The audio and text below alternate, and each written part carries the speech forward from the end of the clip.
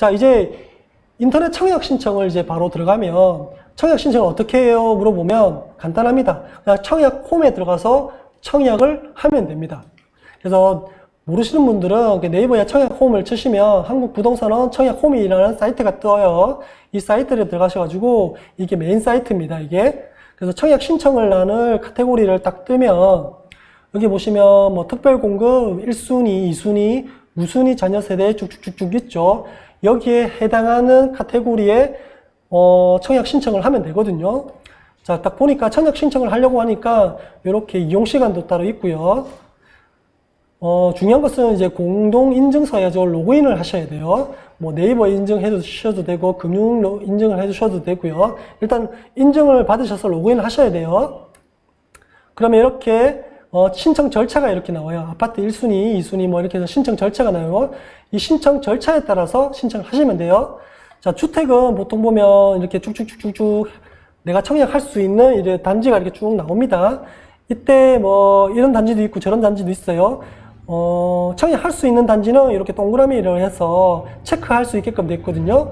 이런 단지는 동그라미 없죠? 마감이 됐다는 거예요. 이런 단지들은. 그래서 규제 지역도 이렇게 보여주고, 그리고 또 이제 이렇게 동그라미 되어 있는 거는 청약 가능한 단지라고 제가 말씀드렸죠. 이 플러스 요거 있죠. 요거를 딱 눌러보면 이렇게 모집 공고 간단하게 정보를 확인할 수 있어요. 그래서 여기 보면 모집 공고 이게 다운로드 받아볼 수 있고요.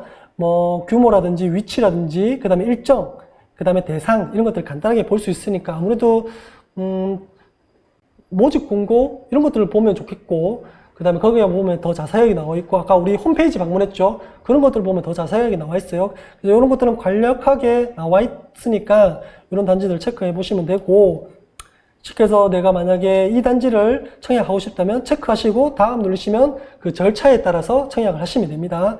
근데 우리는 잘 모르니까 좀 두렵잖아요. 그래서 연습을 해야 돼요. 여기 이 사이트에는, 청약 홈 사이트에는 연습을 할 수 있는 란이 있어요. 여기 보면 이제 모집 공고 단지 청약 연습이라고 해서 현재 모집 공고 단지를 연습할 수도 있고, 아니면 내가 임의로 가상 체험을 연습을 할 수 있어요. 그래서 내가 굳이 모집 공고 단지는 아니어도 가상 체험을 한번 해본다면 여기에 가상 체험을 눌러보시면 이렇게 가상 체험 서비스란이 있습니다.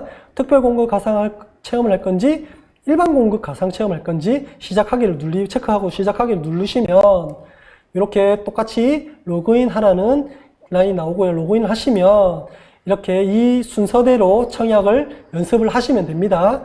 그래서 국민주택을 할 거냐, 민영주택을 할 거냐, 이렇게 선택을 하시고, 자, 여기에 보면 이제 동의, 유의사항 체크하시고, 개인정보 뭐 이런 거 동의하는 게 있거든요. 이런 거 동의하기 누르시면 바로 이렇게 가상 체험할 수 있는 타입이 바로 나옵니다, 이제. 그럼 어느 타입 지정해 놓으시고, 타입을 지정하시고, 그 다음에 여기 보시면 이제 뭐, 장기 복무 군인인지 해당 사항이 있는지 체크하는 것도 있고, 해당 지역인지 아닌지 이거 체크하는 것도 있습니다. 보시면 여기 청약자의 주소지와 건설사 지역이 일치하는지 안 하는지 하면 해당이라고 하면 되고, 아니면 기타라고 이렇게 표시하면 됩니다.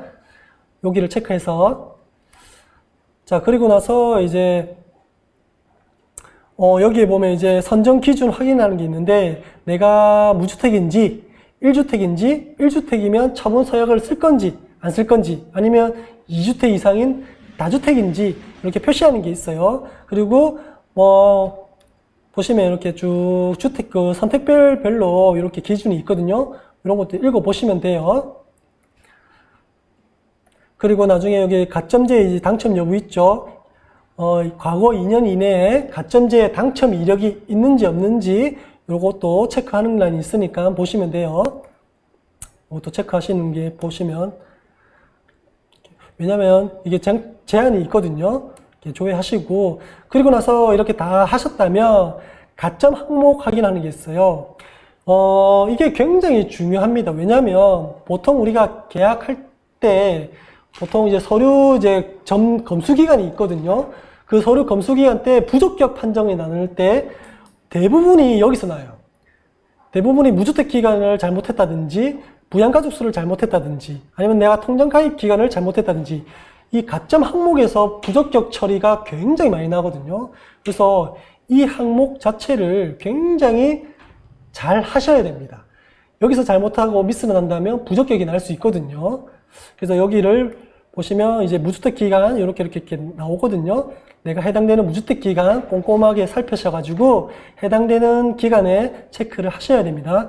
그래서 내가 해보니까 저는 이제 무주택 기간 선정, 무주택 기간 없어요. 유주택자이기 때문에. 그래서 무주택 기간은 없고, 부양가족 중에서 저의 부모님은 이제 부양가족에 해당이 안 되고, 제 자녀, 배우자 포함해서 자녀 합계해서 3명이 돼 있어요. 배우자 포함해서 3명이 되고, 통장 가입 기간을 딱 보니까 저는 27점이 나와요. 굉장히 낮죠. 대부분 주택이 있는 유주택자들은 대부분 이 점수가 나와요. 대부분. 왜냐면 제가 말씀드렸잖아요. 일반적인 가정에 4인 기준 가정이 굉장히 많고, 저도 4인 기준 가정이고, 통장 가입 기간에서 점수가 대부분 나기 때문에 이 무주택 기간이 없단 말이에요. 그래서 보통 보면 20점대예요. 다 20점대. 20점, 저는 27점이 나오더라고요. 그래서 제 점수는 27점이다. 이렇게 나오거든요. 그러면 이제 신청 내역에 보면 이렇게 저는 누구고, 주민등록 어떻고, 민영주택을 선택했고, 1순위에 해당되고, 그 다음에 해당 지역 거주자고, 그 다음에 신청일 언제고, 8서 타입에 했고, 주택 처분 서약을 제가 했고, 뭐 이렇게 가점 항목에 27점이다.